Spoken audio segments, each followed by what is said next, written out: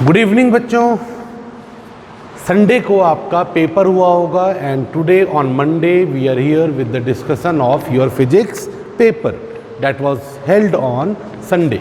Okay, तो ये जो बेटा संडे बीता है अभी, उस संडे को जो आपका फिजिक्स का पेपर हुआ था, हम लोग उसी पेपर का आज डिस्कशन करेंगे बेटा। ठीक है, उम्मीद करता हूँ कि आपका पेपर बहुत अच्छा हुआ होगा। काफ़ी सारे बच्चों ने मुझे अपने मार्क्स का स्क्रीनशॉट भी भेजा है जिनके वाकई अच्छे मार्क्स आए and I am really happy, है ना। मैंने आपको बोला था बेटा कि धीरे धीरे आपके मार्क्स इंप्रूव हो जाएंगे, डोंट वरी, बस आप अच्छे से मेहनत से लगन से पढ़ाई करते रहो, है ना। कहीं नहीं जाने वाले मार्क्स आपके ही हैं, वो आएंगे आज नहीं तो कल बेटा, है ना, बिल्कुल आएंगे।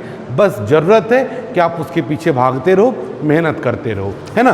पेपर अच्छा था बेटा, बढ़िया कॉन्सेप्चुअल पेपर था, है ना। अगर आप 100 मार्क्स से बेटा ज़्यादा अगर ला रहे हो इस पेपर में तो definitely you are doing good, है ना। अगर आपका फिजिक्स में बेटा 100+ मार्क्स है, if you are getting 100+ marks in physics, अगर आप बेटा 100+ मार्क्स अगर आप फिजिक्स में बेटा अगर स्कोर कर रहे हो, यू आर डूइंग बेटा रियली गुड, है ना। बहुत जल्द बेटा मीन्स 100+ मार्क्स को बहुत आसानी से बेटा 150 140 तक आराम से, 130 तो बेटा मतलब आ रहे हैं बच्चों के, मोस्टली बच्चों के 130 मार्क्स आ रहे हैं, है ना। 130 के लमसम में बहुत सारे बच्चे हैं बेटा, है ना। ठीक है, तो चलो स्टार्ट करते हैं बेटा हम लोग डिस्कशन। ठीक है, जो भी करेक्शंस वगैरह होगा वो भी देखेंगे। कुछ क्वेश्चंस बेटा थोड़ा सा आउट ऑफ सिलेबस भी हुआ था, है ना, वो हम कवर नहीं कर, पेपर बेटा पहले बन रहा है ना, तो थोड़ा सा कुछ टॉपिक्स थे जो कि आउट ऑफ सिलेबस गए थे, बट मैं उम्मीद करता हूं कि इतना मैंने बेटा आपको कॉन्सेप्चुअली पढ़ाया है, सिखाया है, तो वो क्वेश्चंस तो आपने जरूर कर लिए होंगे कॉन्सेप्ट्स को जानते हुए, है ना। तो बोनस वगैरह उनको मैं नहीं दूंगा, ठीक है, जो थोड़े बहुत आउट ऑफ सिलेबस थे बेटा क्वेश्चंस। फर्स्ट क्वेश्चन की बात करते हैं बेटा, है ना, लिख देते हैं आज है today is our paper discussion, right, है ना। आज हम लोग कर रहे हैं बेटा पेपर डिस्कशन।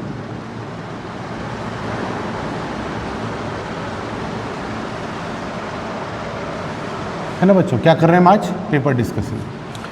तो देखो सबसे पहला क्वेश्चन है बेटा कि drift velocity electric field strength के साथ कैसे रिलेटेड है।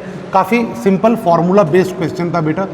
We all know drift speed is equal to mobility into electric field.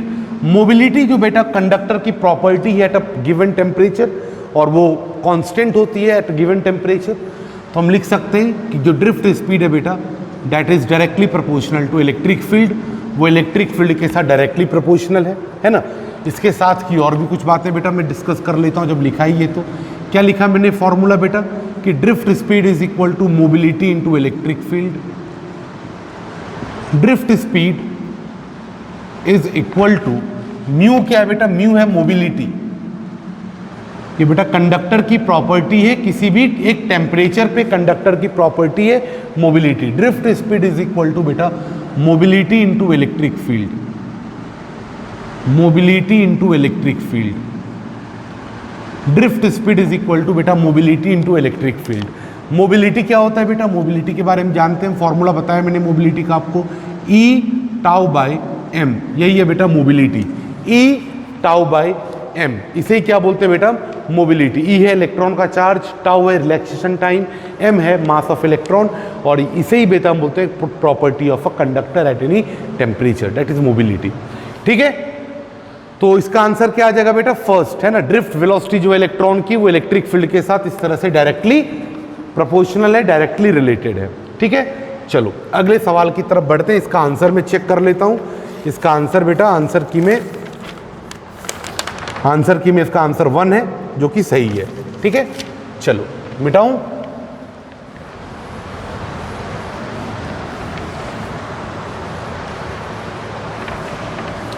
अगले सवाल की तरफ बढ़ते हैं बच्चों।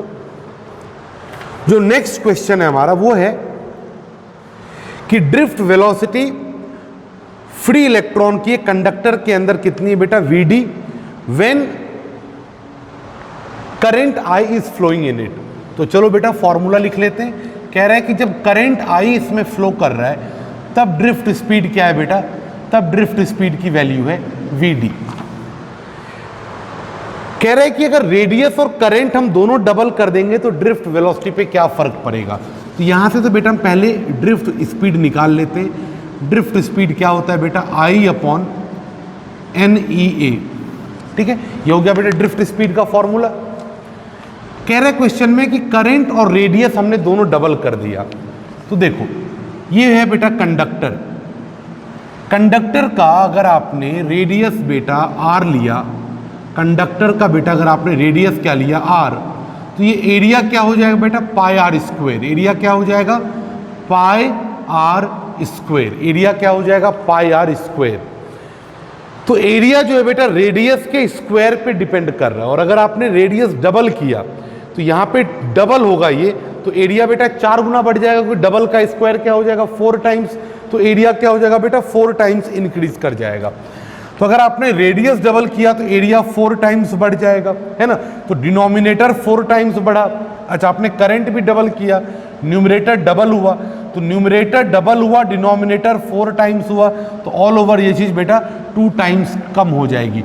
न्यूमरेटर डबल किया आपने और डिनोमिनेटर में ये चीज़ें तो कांस्टेंट है, आपने एरिया 4 टाइम्स बढ़ा दिया, तो ऑल ओवर ये चीज़ बेटा हाफ टाइम्स पहले से हो जाएगी, है ना। तो ड्रिफ्ट स्पीड बेटा रिड्यूस हो जाएगी और वो हो जाएगी हाफ। कितना, new drift speed will be बेटा VD/2। New drift speed will be VD/2। आया समझ में कैसे किया बेटा सॉल्व। करंट डबल हुआ तो ऊपर में डबल ले लिया, रेडियस डबल किया बेटा, रेडियस डबल किया तो एरिया 4 टाइम्स हुआ, बताया मैंने, तो एरिया बेटा 4 टाइम्स हुआ, ऊपर डबल नीचे 4, क्या हो जाएगा बेटा हाफ। तो ड्रिफ्ट स्पीड बेटा जो नई ड्रिफ्ट स्पीड होगी V डैश, वो पुराने ड्रिफ्ट स्पीड का क्या हो जाएगा बेटा हाफ हो जाएगा। काफ़ी सिंपल क्वेश्चन था, इसका आंसर थर्ड है और सेकंड का आंसर थर्ड दिया है बेटा, तो ये भी सही है ना, कोई प्रॉब्लम नहीं है। आगे बढ़ते हैं, क्वेश्चन नंबर 3 की तरफ चलते हैं बच्चों।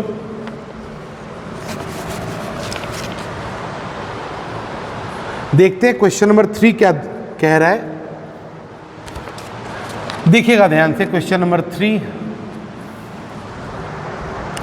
when a current I is set up in a wire of radius R, the drift speed is Vd. If the same current is set up through a wire of radius 2R, then the drift speed will be। देखो बेटा again drift speed का formula क्या लिखेंगे हम, current upon NEA। ये बेटा हो गया ड्रिफ्ट स्पीड का फॉर्मूला। कह रहे करंट सेम है, करंट सेम है, रेडियस डबल किया, तो देखो ऊपर वाली क्वांटिटी तो बेटा सेम ही है, रेडियस डबल करोगे तो एरिया 4 टाइम्स होगा, अभी बताया था। तो ये चीज़ नीचे में डिनोमिनेटर में बेटा 4 आ गया, ऊपर में सेम रहा तो 1, नीचे डिनोमिनेटर में 4 टाइम्स आ जाएगी चीज़ें, यानी ड्रिफ्ट स्पीड बेटा 1/4 टाइम्स हो जाएगी। तो जो नई ड्रिफ्ट स्पीड होगी बेटा वो पुरानी वाली ड्रिफ्ट स्पीड के 1/4 टाइम्स हो जाएगी। सिंपल, ठीक है। तो इसका आंसर क्या आ जाएगा बेटा, थर्ड का आंसर फर्स्ट है ना, इसका भी की करेक्शन नहीं है बेटा, सही है, ठीक है। चलो थर्ड के बाद आते हैं बच्चों फोर्थ पे, थर्ड के बाद आते हैं क्वेश्चन नंबर 4 पे।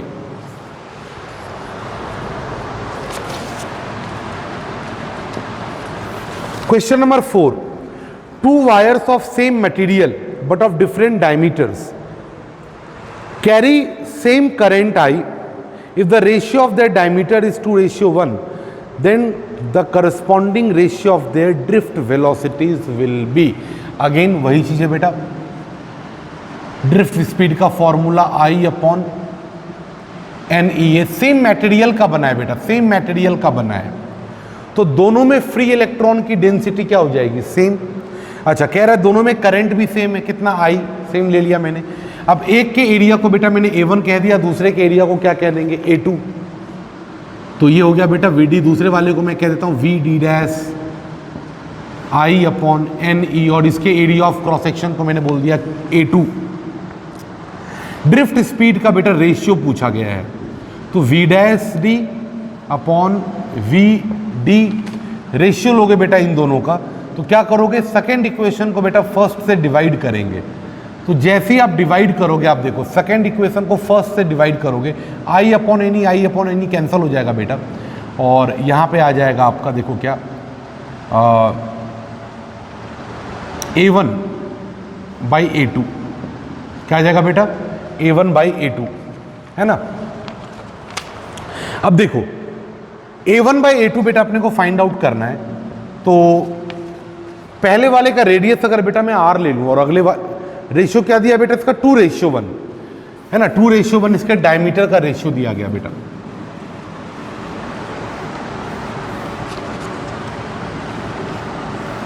मतलब बाद वाले केस में बेटा डायमीटर जो है वो आधा है, डायमीटर आधा है तो बेटा रेडियस भी हाफ हुआ होगा। डायमीटर जितना छोटा होगा रेडियस भी उतना ही होगा छोटा। तो डायमीटर बेटा सेकंड केस में हाफ हो गया तो रेडियस भी सेकंड केस में क्या हो गया होगा, हाफ हो गया होगा ना। तो देखो A1/A2 अगर आप करोगे बेटा तो सेकंड केस में बेटा रेडियस हाफ है। तो अगर मैं पहले वाले केस का रेडियस बेटा 2r लेता हूँ तो सेकंड केस का रेडियस मुझे क्या लेना पड़ेगा r, और इसका क्या करेंगे अपन स्क्वायर।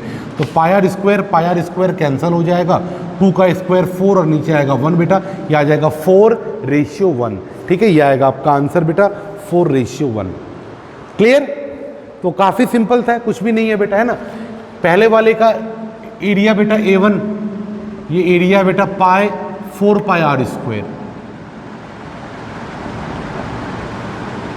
क्यों? क्योंकि इसका रेडियस मैंने 2r लिया और इसका रेडियस r लिया बेटा, तो इसका हो गया πr²। इसका रेडियस r है, इसका रेडियस 2r लिया मैंने बेटा, है ना, क्योंकि दूसरे वाले केस में बेटा रेडियस इससे हाफ है। क्लियर है? ये वैल्यू पुट कर देंगे यहाँ पे, है ना, सॉल्व करोगे खुद ब खुद आंसर आ जाएगा, इसमें ज़्यादा कुछ डिस्कस करने लायक है नहीं बच्चों। चलो अब आते बेटा क्वेश्चन नंबर 5 पे। एक बार इसका आंसर चेक कर लूँ, 4:1। क्वेश्चन नंबर 4 का आंसर है बेटा 4 और इसमें है बेटा करेक्शन।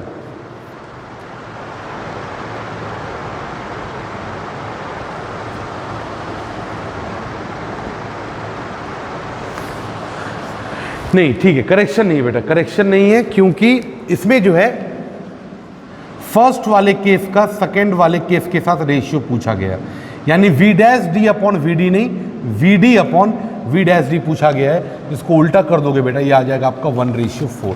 ठीक है, फर्स्ट वाले कंडीशन का VD का सेकंड वाले केस यानी V'(D) के साथ बेटा रिलेशन पूछा गया था। ठीक है, तो क्वेश्चन अगर आप पढ़ोगे प्रॉपरली तो आपको दिख जाएगा, है ना। इसका बेटा आंसर करेक्ट था, है ना। आगे बढ़ते हैं, अगले सवाल की तरफ जाते हैं बच्चों।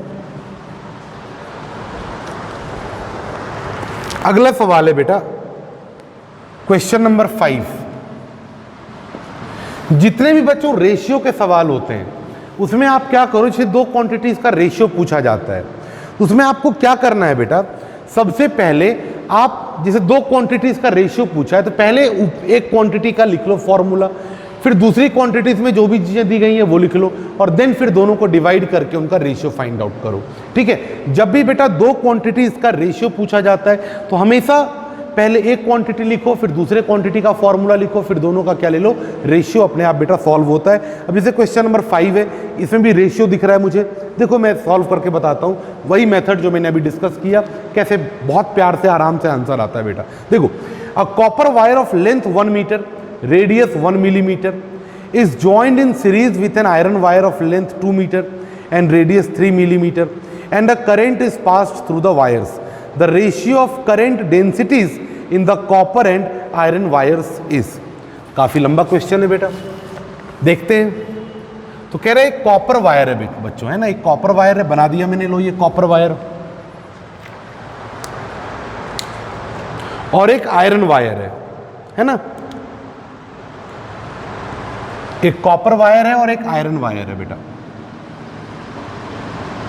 ये कॉपर का और ये ले लिया बेटा मैंने आयरन का। ये दोनों कह रहे हैं सीरीज में लगे। सीरीज में लगने का मतलब बेटा कि एक साथ ऐसे एंड टू एंड ऐसे कनेक्शन है इनका, है ना। ये बेटा आयरन का कंडक्टर है, ये कॉपर वाला है, ये आयरन है, ये कॉपर है। लेंथ वगैरह देख लेते हैं बेटा, 1 mm है, एक 2 mm है, 1 मीटर है, 2 मीटर है ना। इसकी लेंथ थोड़ी और ज़्यादा है बेटा, है ना, मैंने थोड़ी कम लेंथ बनाई है, थोड़ी और लेंथ बना दी, है ना, इसकी लेंथ थोड़ी और है।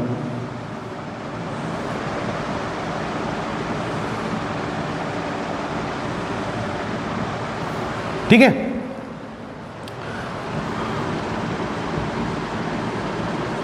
ये लेंथ दिया गया अपने को बच्चों 2 metre, This length is what? 2 meter. Its radius is 3 millimeter, and the radius of copper wire is what? 1 millimeter, and length of copper wire is 1 meter. Right? कह रहे बच्चों करंट पास कराया गया, तो जाहिर सी बात है कि दोनों में करंट की वैल्यू क्या रहेगी बच्चों? सेम रहेगी। मैंने आपको बताया था कि इस तरह से अगर कोई भी वायर दिया हो जहाँ पे area of cross section very कर रहा हो, कोई मतलब नहीं है बेटा, करंट सेम रहेगा दोनों जगह। जो करंट यहाँ पर है वही करंट यहाँ रहेगा। करंट में कोई भी बदलाव दोनों जगह पर नहीं होगा, दोनों जगह पे करंट की वैल्यू सेम रहेगी। पूछा क्या गया बच्चों? पूछा गया है दोनों जगह पर करंट डेंसिटी का रेशियो। बहुत बढ़िया। यहाँ पर बेटा मैं करंट डेंसिटी लिखता हूँ J1 और यहाँ पर मैं करंट डेंसिटी लिखता हूँ बेटा J2। तो अब मैंने क्या बताया था आपको? पहले सब कुछ डायग्राम बना लो। ये सब तो बेसिक बातें बेटा फिजिक्स की, कोई भी क्वेश्चन सॉल्व करना है तो डायग्राम बनाना है। अब दोनों जगह फॉर्मूला लिखो बेटा। यहाँ पे करंट डेंसिटी लिखो, फिर यहाँ पे करंट डेंसिटी, दोनों जगह करंट डेंसिटी का पहले फॉर्मूला लिखो। करंट डेंसिटी क्या होता है बेटा? Current upon area. तो करंट मान लिया I, दोनों जगह करंट सेम ही रहेगा, और यहाँ के एरिया को मैंने मान लिया बेटा A1। अब यहाँ का लिखो बेटा करंट डेंसिटी, तो J2 upon J2 equal to I upon A2, current upon area. अब मुझे बेटा रेशियो लेना है ना? तो पहले मैं क्वेश्चन पढ़ूंगा किसको किससे डिवाइड करना है। तो the ratio of current density in copper, पहले क्या आ रहा है? कॉपर। अब बाद में आ रहा है आयरन, तो कॉपर बाय आयरन। तो कॉपर का करंट डेंसिटी है J1, आयरन में करंट डेंसिटी है J2, तो कॉपर बाय आयरन करना है, यानी करना है J1 by J2, J1 by J2। Very simple, right? अब बेटा इन दोनों को डिवाइड करोगे, जब J1 को J2 से डिवाइड करोगे, A2 तो ऊपर जाने वाला है, तो ये आ जाएगा बेटा A2 बाई A1। क्या आ जाएगा? A2 by A1। Now what we have to do कि हमें A2 बाई A1 का बेटा लिखना है रेशियो। कितना ये रेशियो होगा? अभी मैंने आपको बताया बच्चों कि जो एरिया है वो हो जाएगा पाई R2 का स्क्वायर, और A1 हो जाएगा पाई R1 का स्क्वायर। ये पाई और पाई कैंसिल होता है, R2 बाई R1 का ये स्क्वायर हो गया बेटा। और R2 क्या है? R2 है बेटा आयरन वाला रेडियस। कितना है ये? 3 मिलीमीटर है। और ये क्या बेटा? 1 मिलीमीटर है। R2 है 3 मिलीमीटर, R1 है 1 मिलीमीटर, और इसका हो जाएगा स्क्वायर, तो ये हो जाएगा बेटा 9/1। क्लियर? काफ़ी सिंपल है ना? किसी तरह की कोई परेशानी नहीं है। मजे कीजिए, कॉपी करो फटाफट इसको। समझ में आया? तो थोड़ा टाइम लेकर के बेटा मैंने इस क्वेश्चन को अच्छे से एक्सप्लेन किया, सो डैट आपको समझ में आए कि हाउ टू टेक रेशियो, और क्वेश्चन रेशियो वाले कैसे सॉल्व करने, 1/9 कब होगा, 9/1 कब होगा। तो ये सारी चीज़ें जो है बेटा एग्जाम के टाइम पे जब आप सॉल्व कर रहे होते हैं काफ़ी कंफ्यूजन क्रिएट करता है कि इसका आंसर 9:1 लिखें या 1:9 लिखें। तो ये डिपेंड करता है कि क्वेश्चन में रेशियो वर्ड जब आया तो पहले क्या आया, बाद में क्या आया। तो पहले आया बेटा कॉपर, बाद में आया आयरन, तो copper by iron, copper by iron करेंगे और वो 9/1 आएगा। ठीक है, चलो कॉपी करो इसको जल्दी से, फिर आगे बढ़ते हैं बेटा क्वेश्चन नंबर 6 की तरफ। इसका आंसर देख लूं। 5th का आंसर सेकेंड बेटा 9:1 करेक्ट है बिल्कुल। चलो मिटाऊं।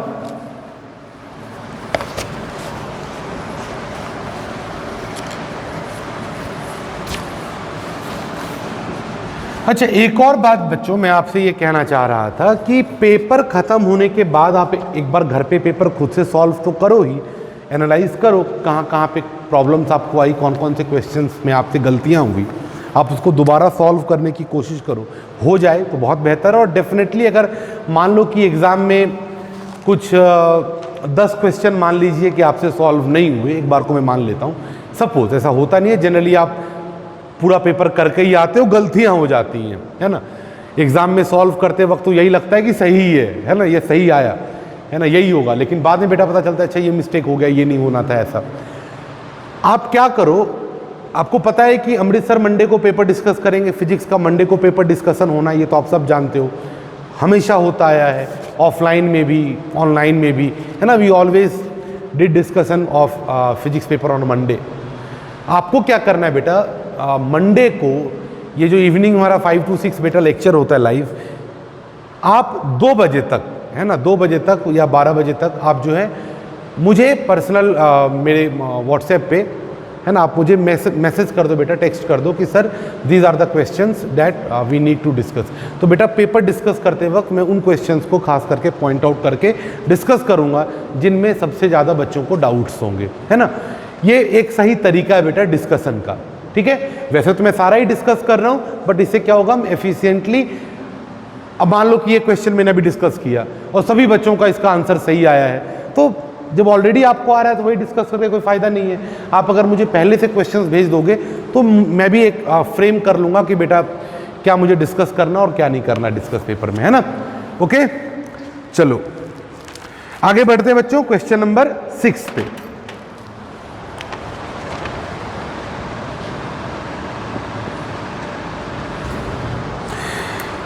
कह रहा बेटा करंट दिया गया अपने को 40 एम्पियर। करंट कितना दिया गया बेटा, 40 ampere. Area of cross section दिया गया बेटा कितना, 10⁻⁻6 मीटर स्क्वायर। और number of free electrons per unit volume या पर क्यूबिक मीटर वो है बेटा 10⁻29। और क्या पूछा गया, ड्रिफ्ट स्पीड। बहुत बढ़िया, तो हम सब जानते हैं बेटा ड्रिफ्ट स्पीड क्या होता है, I/NEA। करंट क्या है बेटा 40। फ्री इलेक्ट्रॉन डेंसिटी कितनी है बेटा 10⁻29। इलेक्ट्रॉन का चार्ज कितना बेटा 1.6 × 10⁻⁻19। एरिया ऑफ क्रॉस सेक्शन क्या है बेटा 10⁻⁻6। एरिया ऑफ क्रॉस सेक्शन है बेटा 10⁻⁻6। अब इसको सॉल्व करते हैं, है ना। ये आ गया बेटा 40। बहुत सारी चीज़ें नीचे में जिसको अपने को सॉल्व करना है ना, देखो तो 29 और यहाँ है बेटा -19, तो ये तो हो जाएगा बेटा +10 और -6 क्या हो जाएगा बेटा +4, 10 की पावर +4, और ये 1.6 आ गया यहाँ पे, तो 1.6 × 10⁻⁴। अब क्या करो, इसको लिख देता हूँ मैं 400/16। यहाँ से डेसिमल हटाया, यहाँ पे एक 0 लगाया, तो 400/16 ये ऊपर गया तो -4 बन गया, है ना, इक्वल टू, अब 400/16 इसको सॉल्व करो तो 2 टाइम्स और 5 टाइम्स 25, है ना, मल्टीप्लाइड बाय 10⁻⁻4। यूनिट क्या आएगी, मीटर पर सेकेंड। आंसर दिया है क्या, 25 × 10⁻⁻4। 10⁻⁻4 बेटा कोई ऑप्शन में है नहीं, तो मैं इसको 10⁻⁻3 बना देता हूँ। तो क्या करूँगा, 2.5 कर दूंगा और एक माइनस वाला यहाँ से कम कर दूंगा, 10⁻³ मीटर पर सेकेंड। अब देखो कोई आंसर मैच किया, क्या मैच किया, थर्ड मैच किया। क्या 6 का आंसर थर्ड ही दिया गया है, 6 का आंसर थर्ड ही दिया गया और बिल्कुल सही है। कॉपी कीजिए, कॉपी कीजिए। फिर आते हैं क्वेश्चन नंबर 7 की तरफ। क्वेश्चन नंबर 7 की तरफ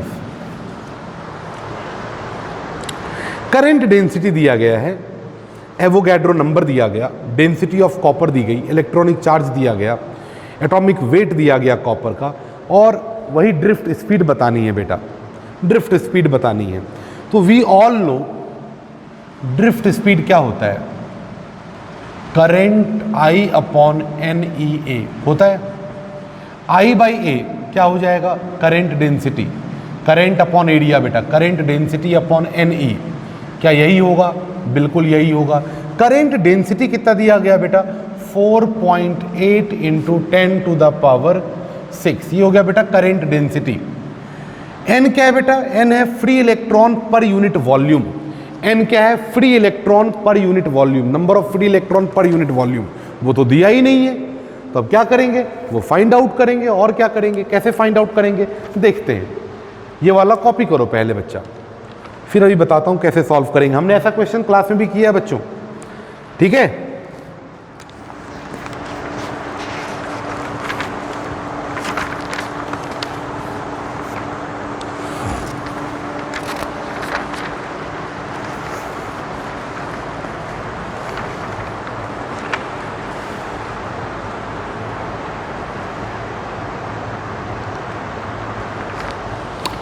मिटाओ इसको।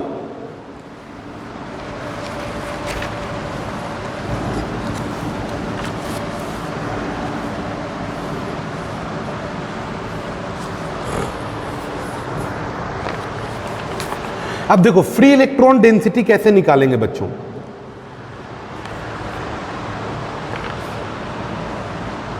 सबसे पहले हम लोग ये कह रहा है क्वेश्चन में ये कहा जा रहा है बेटा कि कॉपर में एक एटम एक इलेक्ट्रॉन दे रहा है। एक एटम कितना इलेक्ट्रॉन दे रहा है? एक इलेक्ट्रॉन दे रहा है। तो यूनिट वॉल्यूम में कितने इलेक्ट्रॉन है?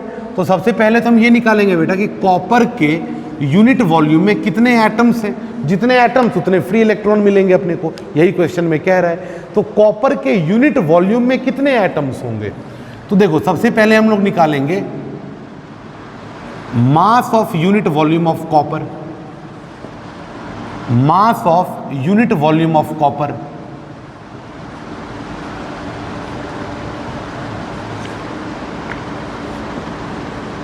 Mass of unit volume of copper.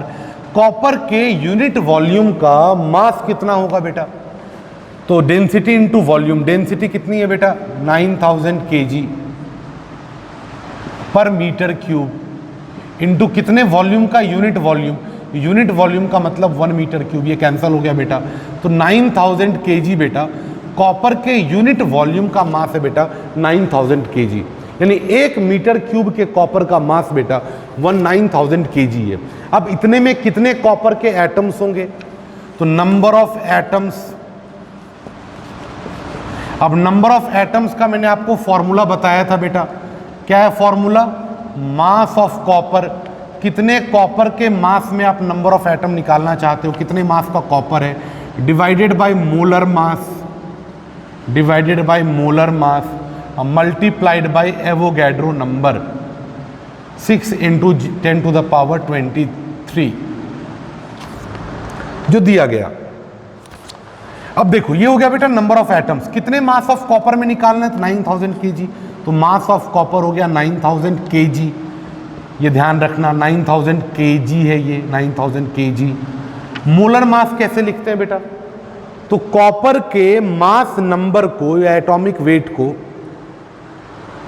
हम रिप्रेजेंट करते हैं ग्राम में, मास नंबर को। तो वो तरीका है, वरना यहां पर ऑलरेडी बेटा एटॉमिक वेट दिया गया है ना। एटॉमिक वेट कितना दिया गया कॉपर का बेटा?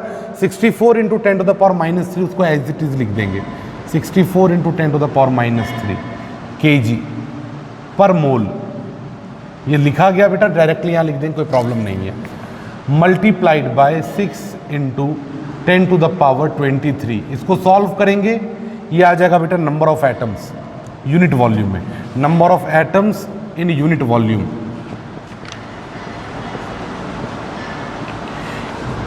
इसको पूरा सॉल्व करने की मेरे ख्याल से भी आवश्यकता नहीं है, आप थोड़ा बहुत कैलकुलेशन कर लो। ये -3 बेटा ऊपर जाएगा तो प्लस हो जाएगा, तो ये 3 और 3 हो जाएगा 6, और ये हो जाएगा बेटा 9 29। 9 × 6 हो जाएगा बेटा 54। तो ये आ जाएगा 54/64 मल्टीप्लाइड बाय 10⁻29। ठीक है, ये आ जाएगा बेटा। अब जितने नंबर ऑफ एटम्स होंगे उतने ही फ्री इलेक्ट्रॉन्स होंगे यूनिट वॉल्यूम में। तो यही हो गया बेटा n। तो free electrons per unit volume कितना आ गया बेटा? 54/64 इंटू 10⁻29। और एक इलेक्ट्रॉन का चार्ज कितना होता है बेटा? 1.6 × 10⁻−19। इसको सॉल्व करेंगे तो बच्चों ड्रिफ्ट स्पीड मिलेगी। ये 64 बेटा ऊपर चला जाएगा, ये हो गया यहाँ पर। अच्छा एक यहाँ डेसिमल प्लेस में कम कर दे रहा हूँ, ये हो गया 48 × 10⁵ होल डिवाइडेड बाय। अच्छा ये 64 भी ऊपर गया बेटा 64, और नीचे आ गया बेटा 54 × 10⁻29। ये 1.6 का भी एक डेसिमल प्लेस कम कर देता हूँ, डेसिमल प्लेस हटा देता हूँ बेटा, तो यहाँ -20 कर दूंगा। अब इसको फटाफट सॉल्व कर लूँगा मैं। ये बेटा 16 से ये 4 टाइम्स कैंसिल होगा,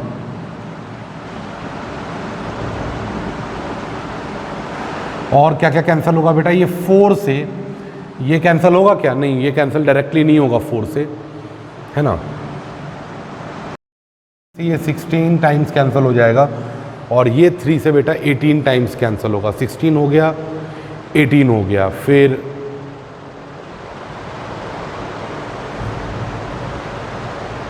हाँ ठीक है,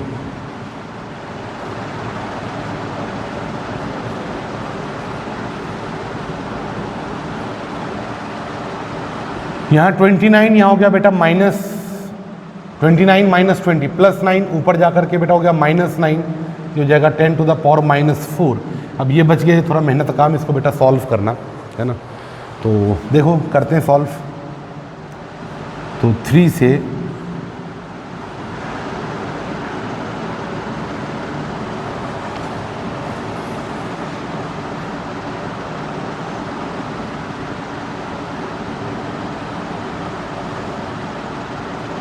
सिक्स से कैंसिल हो रहा है ना,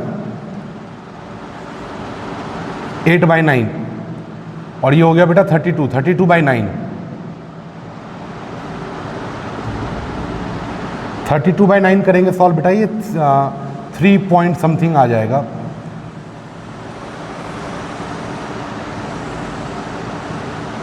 3.5 into 10 to the power -4 metre पर सेकेंड, ये आपका बेटा आंसर आ जाएगा। ठीक है, तो थोड़ा सा कैलकुलेटिव जरूर रहता है बेटा इस तरह का क्वेश्चन, है ना। कुल मिलाकर के ये आपको आना चाहिए बेटा, फ्री इलेक्ट्रॉन डेंसिटी n कैसे निकालते हैं। फ्री इलेक्ट्रॉन डेंसिटी अगर आप बेटा प्रॉपरली फाइंड आउट कर लेते हो, वही फ्री इलेक्ट्रॉन डेंसिटी यहाँ पुट करनी है और रेस्ट कुछ नहीं है बेटा, सिंपल है, सॉल्व हो जाता है। चलो कॉपी कर लो इसको, ये हो गया बेटा आपका क्वेश्चन नंबर 7, है ना। This was question number 7। ये थोड़ा कैलकुलेटिव था। रिमेनिंग जितने भी क्वेश्चंस है बेटा 7 के बाद 8, 9, 10, they all are based on the similar concept. Same तरीके से इन सारे क्वेश्चंस को सॉल्व किया जा सकता है। चलो आप फटाफट पहले कॉपी करो, हम आगे बढ़ते हैं बेटा अगले क्वेश्चन की तरफ। फिर अगला सवाल बेटा इधर मैं, मुझे लगता है कि आप ये सब कर लोगे सॉल्व, मतलब मोस्टली हमने इस तरह के क्वेश्चंस क्लास में किए हुए हैं ना। चलो अगले सवाल की तरफ बढ़ते हैं, जो मुझे लगता है कि जो आपसे सॉल्व नहीं हुआ होगा वो है बेटा क्वेश्चन नंबर 16, है ना। मुझे ऐसा फील हो रहा है कि ये आपको सॉल्व करने में दिक्कत आई होगी, क्योंकि रिमेनिंग और सारे क्वेश्चंस हमने बेटा क्लास में किए हैं। अच्छा, दूसरा ये भी हो सकता है बेटा यूनिट ऑफ मोबिलिटी, है ना, मोबिलिटी की यूनिट, चलो वो भी डिस्कस कर देता हूँ। क्वेश्चन नंबर 12 मोबिलिटी की यूनिट में हो सकता है बेटा आपको प्रॉब्लम हुई हो फाइंड आउट करने में। देख लेते हैं एक बार मोबिलिटी की यूनिट जो है, ये बेटा वाई नहीं है ऑप्शन में, वो वोल्ट है, वी है, दैट इज वोल्ट, है ना, ये ध्यान रखना। तो देखो मोबिलिटी कैसे निकाला जाए, तो अपने को पता है बेटा ड्रिफ्ट स्पीड क्या होता है, मोबिलिटी इनटू इलेक्ट्रिक फील्ड। तो मोबिलिटी क्या हो जाएगा बेटा, drift speed upon electric field. अब बेटा स्पीड है, ये ड्रिफ्ट स्पीड है, तो इसकी यूनिट क्या हो जाएगी, मीटर पर सेकेंड हो जाएगी ना, ड्रिफ्ट स्पीड की यूनिट बेटा मीटर पर सेकेंड। और इलेक्ट्रिक फील्ड मैंने आपको बताया था बेटा, इलेक्ट्रिक फील्ड का फॉर्मूला क्या होता है, पोटेंशियल डिफरेंस बाय लेंथ। तो पोटेंशियल डिफरेंस होता है बेटा उसका यूनिट वोल्ट, अब बाय लेंथ यानी क्या होता है बेटा मीटर। अब देखो ये डिवाइड में मीटर बेटा ऊपर चला जाएगा, तो मीटर इंटू मीटर क्या हो जाएगा बेटा, मीटर स्क्वायर। ये सेकेंड बेटा नीचे आ जाएगा, वोल्ट तो ऑलरेडी नीचे है, तो वोल्ट ऊपर सबको मल्टीप्लाई में लिखे पावर -1 और सेकेंड का भी पावर बेटा -1। चेक कर सकते हो अगर आपको कोई आंसर दिख रहा है इसमें ऐसा, तो मीटर का स्क्वायर, वोल्ट का -1 और सेकेंड का -1, मीटर का स्क्वायर, वोल्ट का -1, सेकेंड का -1, ये आंसर बेटा थर्ड है। वो वाई नहीं है बेटा, वो वी है, मिसप्रिंट हो गया है। ठीक है, अगर आपने सॉल्व किया होगा थर्ड आंसर होगा बेटा इसका, m स्क्वायर सेकेंड -1 वोल्ट -1। ठीक है, थर्ड। 12 का आंसर एक बार चेक कर लेता हूँ मैं, 12 का आंसर थर्ड है, बिल्कुल सही है बेटा, कोई की करेक्शन नहीं है।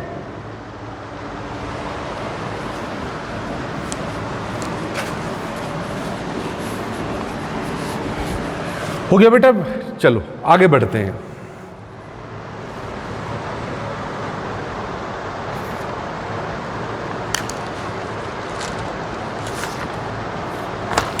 देखो बच्चों,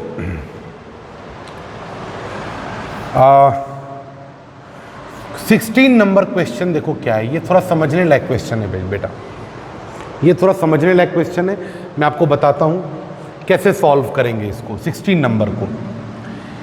बेटा इलेक्ट्रॉन जो है, मान लो मीन फ्री पाथ की बात की गई है, तो मीन फ्री पाथ क्या होता है कि मान लो ये एक पॉजिटिव आयन है, यहाँ पर एक पॉजिटिव आयन है, और इलेक्ट्रॉन जब कंडक्टर के अंदर चलता है बेटा तो कोलाइड करता रहता है ना। तो मान लो इस पॉजिटिव आयन से टकराया, फिर इससे टकराया, इलेक्ट्रॉन यहाँ से यहाँ चल के गया, तो दो सक्सेसिव कोलिजन के बीच में ऑन एन एवरेज वो जितना डिस्टेंस चलता है उसी डिस्टेंस को हम क्या बोलते हैं बेटा, मीन फ्री पाथ। उसी डिस्टेंस को हम क्या बोलते हैं, मीन फ्री पाथ, और इसको हम लोग डिनोट किससे करते हैं बेटा, लैम्डा से। ये मीन फ्री पाथ है, लैम्डा। तो बेटा इलेक्ट्रिक फील्ड लगा हुआ है, तो इलेक्ट्रिक फील्ड की वजह से जब इलेक्ट्रॉन बेटा मूव करता है तो एनर्जी भी गेन करता है कुछ। तो इतना मीन फ्री पाथ चलने के बाद वो कितनी एनर्जी गेन करेगा उसका देखो फॉर्मूला क्या है ना, वो एक इंपॉर्टेंट है बेटा, energy gained by electron.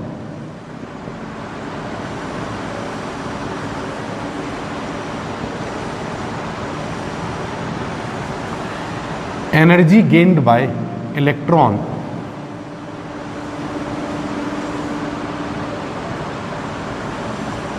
between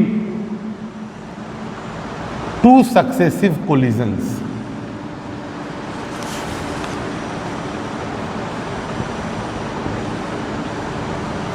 energy gained by electron between two successive collisions।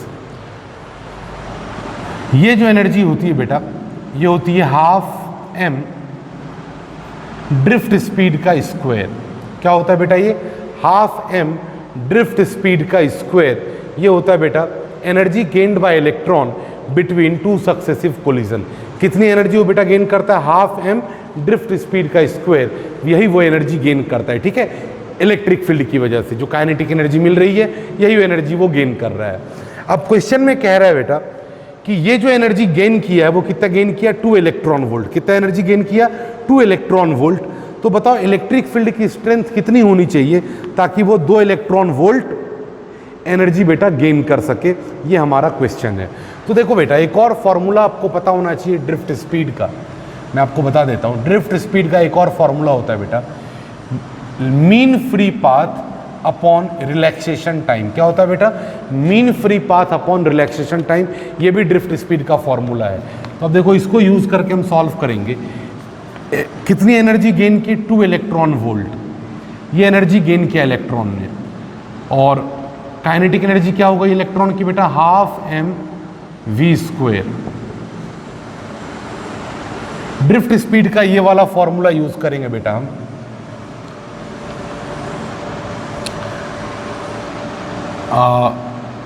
Lambda by tau है ना, ठीक है। मीन फ्री पाथ अपने को दिया गया बेटा, रिलैक्सेशन टाइम की जरूरत पड़ेगी यहां पे अपने को, है ना। तो देखो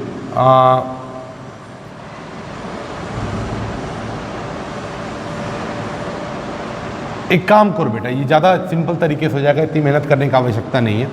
आप क्या करो, यहाँ से सीधे बेटा ड्रिफ्ट स्पीड निकाल लो। ड्रिफ्ट स्पीड क्या हो जाएगा बेटा, 4 electron volt upon mass of electron, इसका अंडर रूट, ये आ जाएगा बेटा ड्रिफ्ट स्पीड, है ना। और ड्रिफ्ट स्पीड का फॉर्मूला हम सबको पता है बेटा, क्या होता है ड्रिफ्ट स्पीड का formula, e tau by m into electric field, ये होता है ड्रिफ्ट स्पीड का फॉर्मूला।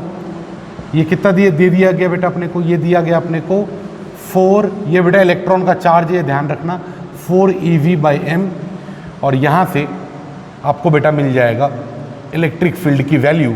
इन सबको इधर भेज दोगे, सॉल्व कर दोगे, सबकी वैल्यूज़ को पुट कर देना बच्चों, तो आपका यहाँ से इलेक्ट्रिक फील्ड सॉल्व होकर के आ जाता है ना। तो इस पर मैं अभी बेटा टाइम वेस्ट नहीं कर रहा हूँ कैलकुलेशन पे, ये आप खुद कर सकते हो, है ना। मुझे इस बात का पूरा भरोसा है आप कर लोगे, अदरवाइज नहीं तो, है ना, मैं बाद में बेटा ग्रुप पे डाल दूंगा इसका सॉल्यूशन, है ना, सॉल्व किया हुआ। अगर मान लो कि आपने सॉल्व किया, आपका आंसर नहीं मैच कर रहा है ना, अगर कुछ ऐसी बातें हैं तो आप वहाँ से देख सकते हो। ओके, चलो नाइस, आगे बढ़ते।